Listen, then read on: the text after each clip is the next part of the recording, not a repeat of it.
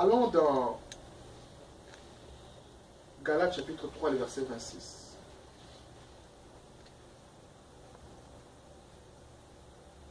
La Bible doit dire là-bas, car vous êtes tous fils de Dieu. N'est-ce pas? Yes. Car vous êtes tous fils de Dieu.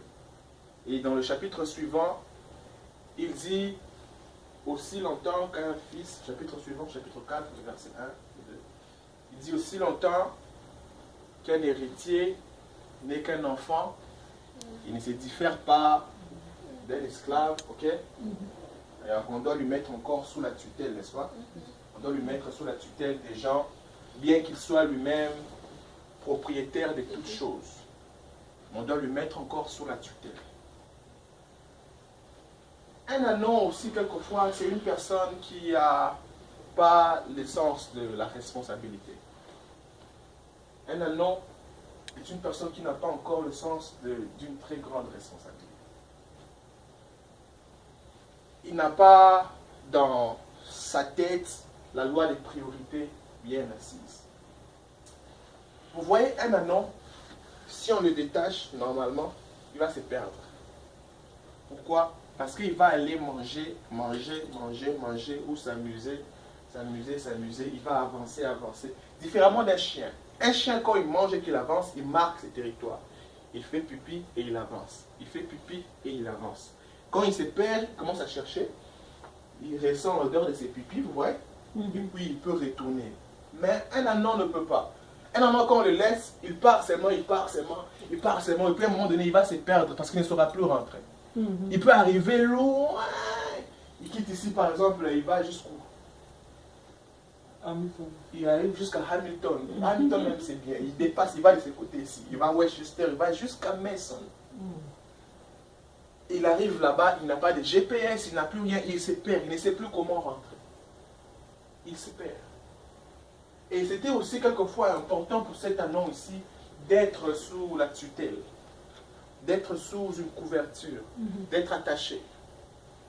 D'être attaché. C'était important pour un anon d'être attaché. Une vie qui n'a pas encore une certaine dose de maturité, une certaine dose de priorité assise, il est important d'être attaché à la bonne famille. Voilà pourquoi, quelquefois, c'est important. Ce n'est pas pour rien qu'on vient à l'église chaque dimanche. Non. Ce n'est pas pour rien. C'est moi le fait d'être attaché à une certaine famille comme ça, quelquefois ça te prévient. Ça te prévient. C'était prophétique pour cet anneau de rester attaché là-bas. C'est important d'avoir une famille où tu es attaché de manière constante. Chaque dimanche, tu te nourris là-bas. Pourquoi? Parce que ça te donne même une connaissance assise des Écritures. Vous voyez ici, par exemple, nous avons des séries que nous faisons. À l'école de Noé, ça nous a pris combien de temps? 3 mois pratiquement. Ça nous a pris 3 mois à parler de l'école de Noé. Imaginez-vous que vous êtes venu un jour et vous nous avez entendu en train de parler de l'école de Noé. Vous aurez une représentation fausse, ou bien diminuée, ou bien qui ne sera pas totale. Et puis vous risquerez de dire, cette église-là, on prêche toujours ça. Vous voyez? Alors que nous étions en train de parler de quelque chose et vous êtes venus quand nous avions présenté cet élément-là. Vous voyez, n'est-ce pas? Mais si vous venez constamment, vous comprendrez la séquence de choses. Et qu'est-ce qui arrive aussi? Vous comprendrez la séquence des Écritures et la maturité arrive dans votre propre vie. Ainsi, vous serez vous-même maintenant en mesure de commencer à manger de vos propres mains. De commencer à manger de vos propres mains. Parce que si, imaginez-vous que vous êtes ici et que votre pasteur dit quelque chose, et ailleurs, un autre pasteur dit quelque chose d'autre.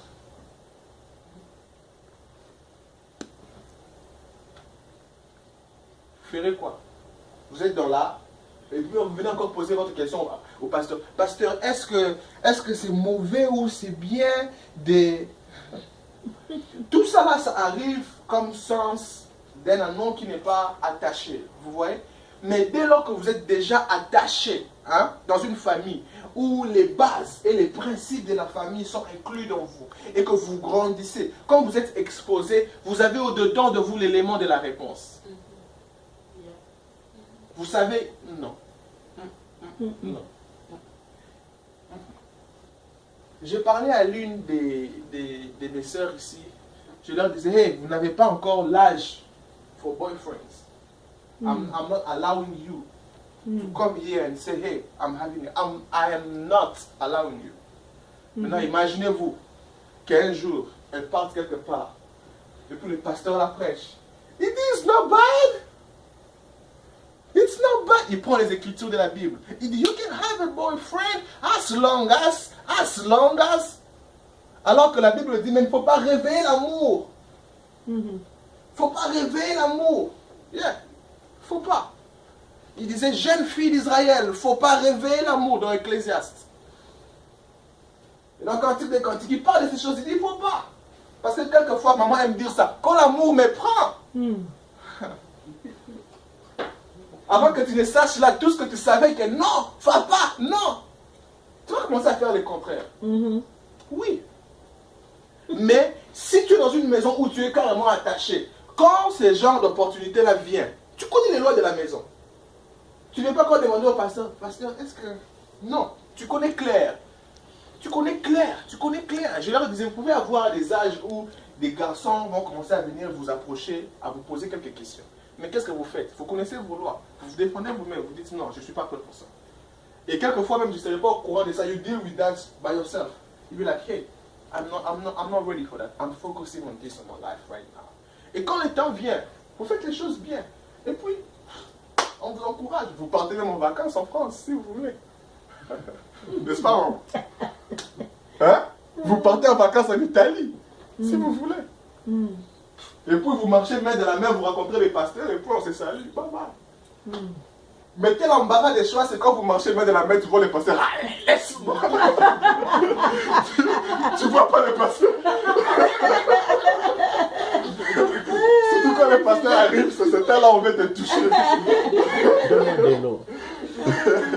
Et puis là, quel embarras. Quel embarras ça sera. Amen, amen. Amen. C'est important aussi d'être attaché comme ça. Si l'anneau n'était pas attaché là, on ne le trouverait pas là. C'est-à-dire que Dieu avait envoyé des gens aller chercher l'anneau là-bas. Si l'anneau n'était pas là-bas, on ne le trouverait pas là. C'est important d'être attaché, d'être assidu, d'être loyal, d'avoir une position assise. Amen. Amen. C'est important. C'est important. Allez là-bas, dans ce village, là, vous trouverez l'anneau là. C'est important, dans une période comme ça, d'avoir une position. C'est très important. Une position. Et que tes positions soient connues, claires de tout le monde. C'est important de faire connaître ces positions. Qu'on ne dise pas que tu es un peu blanc, tu es un peu... Non, non. Moi, au travail comme ça, il y a de ces amis qui ont des langages un peu bizarres. Ils ont carrément du mal à parler normalement. Ils parlent avec toujours de voix. Mais quand ils me voient, ils sont là, ah, Romeo is here, man. Ils me disent, mais c'est le seul anglais que je sais parler. Mais ils me disent, je vais commencer à faire comme à la télé. Toutes les fois que je parle, je vais faire bip. Et quand ils parlent, bip. Quelquefois, s'il veut dire je vais aller to break, tu vois, tu connais, non? Il dit I gotta go feed my bip. Il censure. Il sait simplement que Roméo est là. Il sait simplement. Ils connaissent mon position. Il est important quelquefois d'être attaché quelque part. L'anneau doit avoir une position claire. Il faut faire, surtout quand quelqu'un vous rencontre pour la première fois, il faut faire un effort que vos 3 premières rencontres prédéfinissent tes positions. Qu'on connaisse quelles sont tes bases. C'est sur quoi que tu te tiens. Sur quoi. Tes bases doivent être claires. Sinon, si tes bases ne sont pas claires, on va commencer à te proposer des choses à la contraire de tes bases. Et parce que vous ne connaissez pas ça, je vais accepter ça. Je vais accepter. Tes bases doivent être claires. Chaque mardi, chaque jeudi, mes amis après le travail, on part ensemble manger quelque chose. Mais moi, je ne peux pas partir. Pourquoi? Ils savent que chaque mardi, chaque jeudi, j'ai quelque chose. C'est pas mauvais de partir avec tes amis, n'est-ce pas? De s'asseoir après le travail, de prendre un verre. C'est pas mauvais. Mais moi, je leur ai dit chaque mardi et chaque jeudi, je ne peux pas. Mes positions sont claires. Et si tes positions ne sont pas claires, tu vas faire quoi? Tu vas changer tes priorités. Imaginez-vous, c'est moi un jeudi comme ça, j'appelle mon constant. Conduis la prière. Moi, je suis un peu ça avec les amis, on prend On prend un verre. Demande à papa Fijas de prêcher. Yeah. C'est ce que la plupart des membres des églises font. Vous voyez ça? Les priorités ne sont pas juste claires. Les priorités ne sont pas claires. Tu dois avoir une position. Être attaché à une position. Qu'il pleuve, qu'il neige, on doit te trouver là. Et quelquefois, vous serez fortement étonné que votre bénédiction est attachée à une location. Yeah. Votre bénédiction est attachée quelquefois à une location. Ce n'est pas it is not everywhere. Ce n'est pas partout. Ce n'est pas tous les anneaux que vous trouverez, non. Dieu ne veut pas monter sur tous les anneaux, non. Il y a un anneau spécifique qui est un endroit spécifique, qui est quelque part spécifique. Amen. Yeah. On dit souvent aussi que ta bénédiction est déjà entre les mains de quelqu'un. Quelqu'un est quelque part. Toi, tu dois arriver quelque part, là, rencontrer cette personne-là quelque part. Là. Ou soit Dieu doit l'amener vers toi, quelque part. Il doit avoir une location prédéfinie. Et même dans l'histoire encore de Samson, lorsque l'ange est apparu à la femme de Manoah, le père de Samson, lorsque l'ange est apparu, elle a dit à sa mère que tu auras un enfant, ainsi de suite, comme ça, Samson et trucs. Le rasoir ne passera pas sur sa tête, mais toi aussi ne bois pas du vin. L'ange est parti. La femme est allée dire à son mari qu'il y a un être un peu bizarre qui m'est apparu, il ressemblait à un ange, vous vous rappelez, n'est-ce pas? Il ressemblait à un ange qui m'a dit ceci, ceci. La Bible dit qu'ils ont prié pour demander que cet ange-là revienne encore une seconde fois. Ils ont prié, and guess what? L'ange n'est pas revenu n'importe où. L'ange est revenu au même endroit où il a rencontré la femme la première fois. Au même endroit. C'était à eux de partir là-bas. Au même endroit. Vous vous rappelez même de Jacob, lorsqu'il a rencontré Dieu sous la révélation de l'échelle, là où les anges montaient et descendaient. Les lieux s'appelaient avant Luz. Après, il a appelé les lieux Beth-El. Vous vous rappelez? Genèse chapitre 28. Il a appelé les lieux Beth-El. Et la Bible dit qu'il a fait un monument pour la gloire de Dieu. Il a donné des offrandes et tout. Il est parti où il devait partir. Le jour où il est rentré là-bas, Dieu l'a rencontré encore au même endroit. Et il a appelé les lieux El Beth-El. Et les commentateurs disent même que c'est le même endroit où Abraham avait fait des holocaustes avant. Il est fortement important et très nécessaire d'avoir une position dans une étape de sa vie. Il est important de rendre les choses claires. Une position. Une position. Et je vais finir ce soir avec la merveilleuse phrase de Jésus. La Bible déclare, lorsque Jésus envoie des personnes aller prendre l'anneau, Jésus dit attention, de là où vous irez, ça ne sera pas facile. Lorsque vous voulez prendre l'anneau pour l'amener vers moi, lorsque vous voulez prendre l'anneau pour l'amener vers l'exaucement de la prière que l'anneau n'a même pas fait, lorsque vous devez amener l'anneau vers sa destinée de gloire, lorsque vous devez amener l'anneau vers son futur merveilleux que j'ai prévu pour l'anneau, attention, ça ne sera pas facile. Il y aura des résistances. On vous empêchera de prendre l'anneau. Mais lorsqu'on vous empêche de prendre l'anneau, c'est de votre responsabilité de répondre.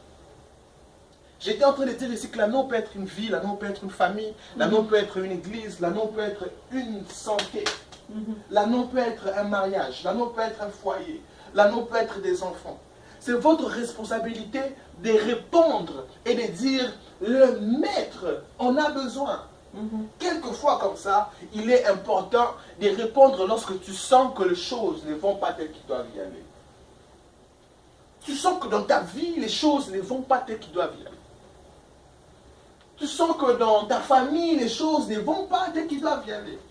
Tu sens que dans ton ministère, les choses ne vont pas telles qu'ils doivent y aller. Ou soit tu sens que dans tes démarches ou dans tes affaires, les choses ne vont pas telles qu'ils doivent y aller. La prière qu'il faudrait faire dans ce sens-là, serait de dire à Dieu, hey, serait de dire à l'affaire, libère. Pourquoi? Parce que Dieu en a besoin. Libère. de prier pour les papiers, la meilleure façon de dire prier pour les papiers, c'est de dire quoi? Hey, libère mes papiers. Parce que le maître en a besoin. Hey, libère mes affaires. Libère mes business. Parce que le maître en a besoin. Il y a des évangélistes financiers. Vous connaissez ça? Vous connaissez qu'il existe des évangélistes financiers? Vous pensez que les renards blancs qui sont millionnaires? Non. Non. Il y a des personnes qui mettent des millions et ils sont autant évangélistes que les renards blancs.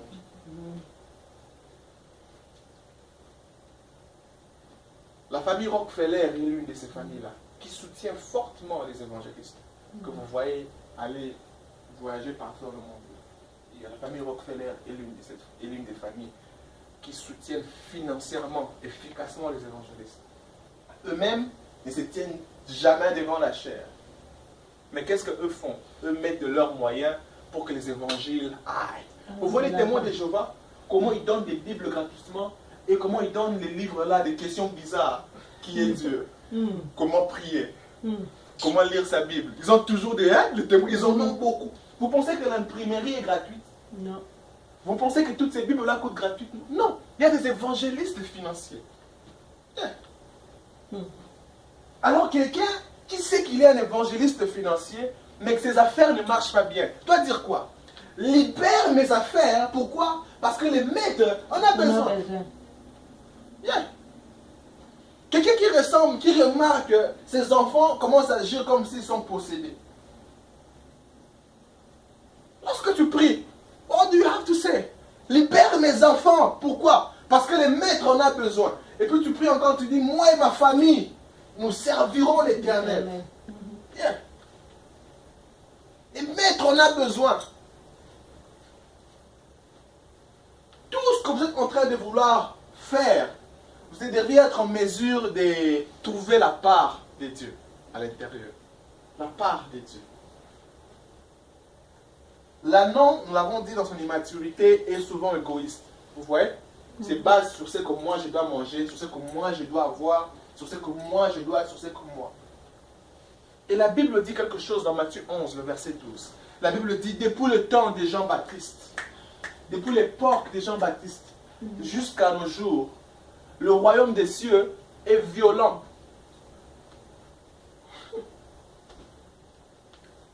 N'est-ce pas? Le royaume des cieux est violent. Voilà. Depuis le temps de Jean-Baptiste jusqu'à présent, le royaume des cieux est forcé. Et ce sont des violents qui s'en emparent. Des violents. Des violents. Quelqu'un m'aide à dire à son voisin, il faut répondre. Il faut répondre. Quand tu sens que ta vie commence à prendre une courbure que tu n'apprécies pas, il faut répondre. Il faut répondre. Quand tu vois que ta tête commence à être des carrefours des idées, des carrefours des pensées dépressives, des carrefours des pensées de découragement, des carrefours des pensées de suicide, il faut répondre. Hey, mon corps est le temple du Saint-Esprit et Dieu a besoin de ma vie. Il y a des gens comme ça qui se promènent, qui sentent qu'ils vont mourir bientôt. Vous savez ça? Ils sentent que la mort leur suive. Bien. Ils sentent ça.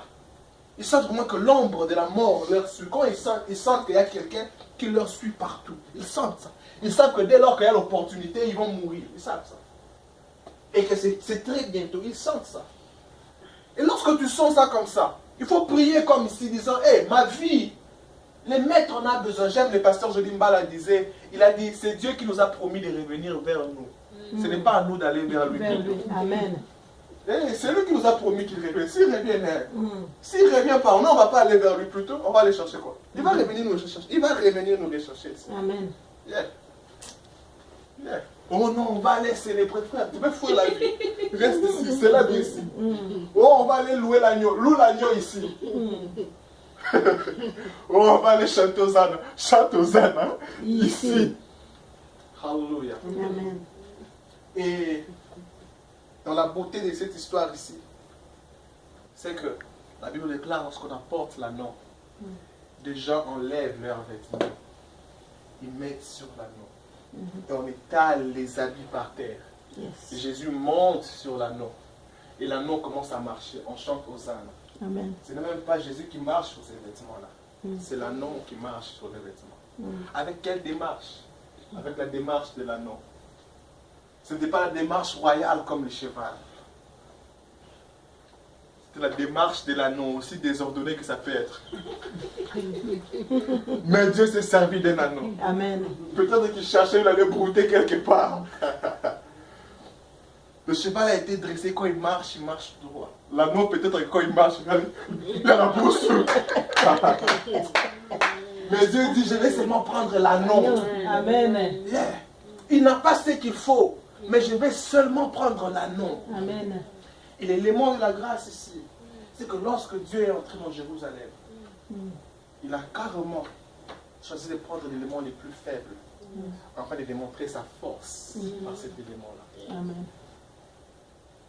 Vous savez,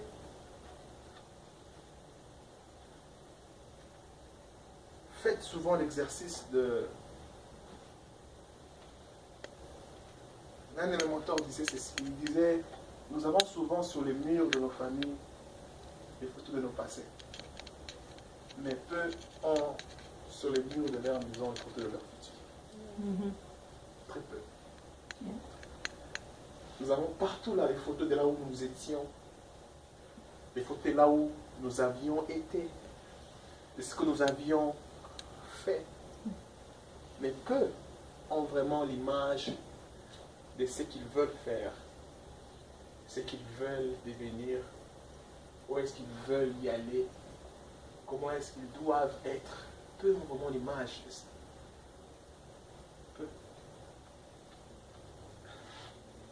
Ce soir, je suis en train de prier. Il serait possible que quelqu'un se voie maintenant dans la position d'un anneau. Très méprisable. Auquel personne n'a même pas un projet intéressant. C'est très probable que la vie du présent ressemble à la destinée d'un anneau auquel personne ne tire même attention. C'est très probable qu'il n'y a rien d'attirant dans ce que vous faites. C'est très probable, c'est très possible qu'il n'y a rien de waouh. Ce soir, Dieu va dire que Dieu peut se servir même d'un anneau. Dieu peut se servir même d'un anneau. Oh Seigneur, merci. Dans le même texte, dans le même texte, il y avait des gens maintenant qui commençaient à demander à Jésus de faire taire les disciples. Jésus leur dit, si eux se taisent, les pierres s'élèveront. Les pierres encore font partie encore de la classe de ce dans quoi on marche, on tape, on passe, on traverse. Il dit, écoute, ça ne dépend pas d'eux. Ça dépend de celui qui choisit. Si vous faites taire tous les hommes, même les pierres ont la place à la gloire du roi. Amen. Nous sommes sur une terre où le roi veut régner. Notre Père est un roi et il veut régner. Amen. Sans prophétie, une chose sûre et nette, c'est qu'il va régner. Amen. Et ma prière ce soir, c'est que Dieu trouve par sa grâce le temps de régner par nous. Amen. Je prie que Dieu règne par nos mains. Je prie que Dieu règne par nos vies. Et je prie aussi que Dieu règne par nos visions. Merci, Papa. Je prie que si quelquefois nos vies présentes ressemblent comme à la destinée d'un anneau attaché à quelque chose qui n'a pas beaucoup de significance, je prie que Dieu par sa grâce, quelquefois que la vision que nous avions n'est même pas un millième de ce que Dieu voit de nous. Quelquefois, c'est donc pourquoi nous nous attachons, c'est donc pourquoi nous passons du temps, c'est donc pourquoi nous nous concentrons, n'est même pas le quart de ce que Dieu a pour nous. Je prie, Seigneur, si quelquefois nous agissons encore comme des anneaux, ne connaissons pas là où tu nous amènes, ne connaissons pas ce que tu désires de nous, ne connaissons pas ce que tu veux de nous, je prie ce soir, Père, laisse que par ta grâce infinie, que tu trouves le temps de commencer à travailler, que tu trouves le temps de commencer à orchestrer à arranger les attachements, mais aussi les détachements. Je prie, Seigneur, que là où un détachement est voulu, détache. Je prie, Seigneur, que là où un attachement voulu est nécessaire, attache. Je prie, Père éternel, que les organismes, que les circonstances, que les choses, que les temps se mettent en mouvement à l'avantage d'un anon, Seigneur. Que les hommes n'aillent pas prendre un autre anon, qu'on aille chercher celui que tu as prédestiné. Je prie, Seigneur, que pour la faveur qui doit être faite en cette saison, je prie, Seigneur, que pour l'ouverture qui doit être faite, il y a des endroits comme ça, on doit sélectionner seulement 10 personnes. Je prie que dans les 10 personnes, si cette saison ici est ta saison, qu'on ne sélectionne pas 10 personnes sans qu'on t'ait sélectionné. Si la loi doit changer à cause de toi et qu'on dira cette fois-ci, on va sélectionner 11. Je prie que par la grâce de Dieu, que Dieu fasse quelque chose en faveur de quelqu'un. C'est ça la grâce. La grâce, c'est transformer les lois établies. La grâce, c'est apporter la nouvelle loi d'elle-même. Je prie qu'en cette saison ici, que par sa grâce infinie, que Dieu fasse plier la force des lois. Je prie que par la grâce infinie, que Dieu transforme ce qui est déjà connu de tous et que Dieu introduise un élément et une nouvelle histoire au nom de Jésus. Seigneur,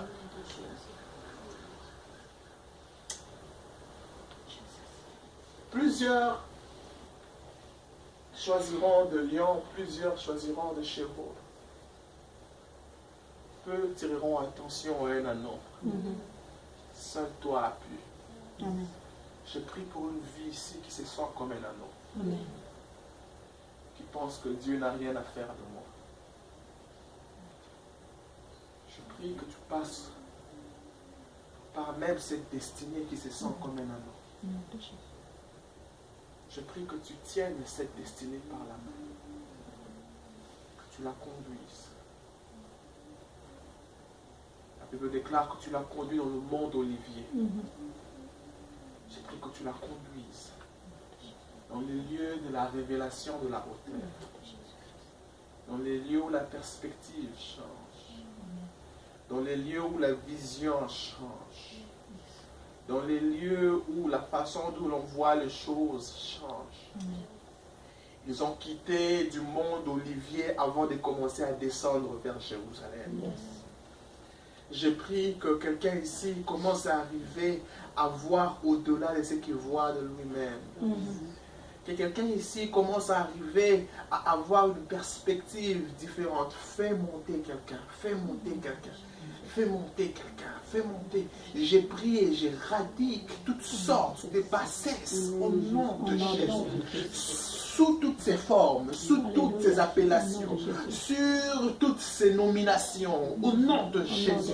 J'ai pris que quelqu'un commence à monter ici, que quelqu'un commence à monter dans son intellect, dans ses émotions, dans sa moralité, dans ses approches, que quelqu'un commence à monter dans sa spiritualité, que quelqu'un commence à monter. J'entends dans mon esprit, l'esprit me dire ici, que quelqu'un ici n'est pas esclave, mais qu'il doit monter. Tu crois que tu es esclave, tu n'es pas esclave.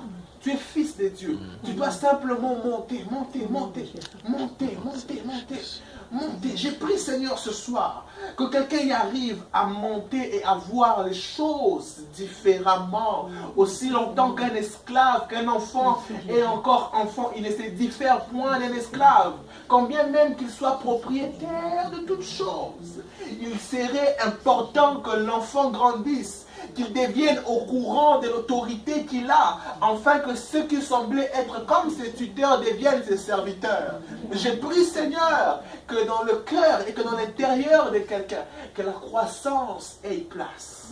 La croissance intérieure est beaucoup plus importante que la croissance extérieure.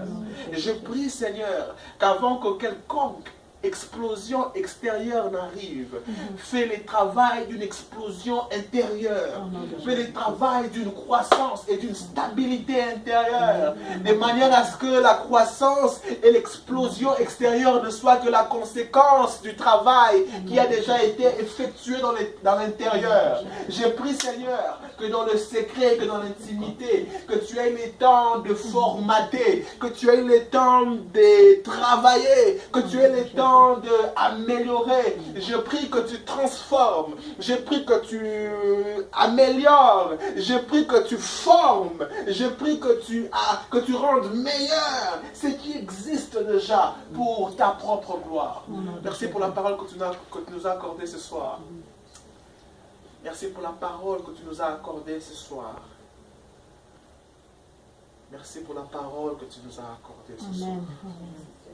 Merci Seigneur Jésus-Christ. Jésus est entré à Jérusalem dans la gloire, mais il n'est pas entré seul. Il est entré avec un anneau qui était méprisé. Amen. Jésus continue à vouloir tirer gloire dans cette saison. Amen. Seigneur, j'ai pris que la gloire qui sera léguée à ton nom dans cette saison, par ta propre grâce, trouve-toi le besoin de te sélectionner quelques personnes ici. Merci Seigneur. Afin qu'ils soient les transports par lesquels tu monteras, pour que les gens chantent aux ânes. Amen. Que les gens croient exactement que tu peux te servir même des ânes. Amen. Pour libérer ta gloire en cette saison. Au nom de Jésus. C'est ainsi avec action de grâce. Je prie Seigneur que cette parole ici ne soit pas vaine sans pour autant qu'elle ait des fruits, mais qu'elle en produise au centuple. Merci pour des êtres spirituels en mouvement, des ministres spirituels en mouvement, pour se rassurer que les choses sont en train de concourir à l'avantage de quelqu'un, avec action de grâce. Laisse qu'à nous soit les grâces, mais qu'à toi les actions de grâce. Au nom de Jésus, nous allons prier. Amen. Amen. Amen.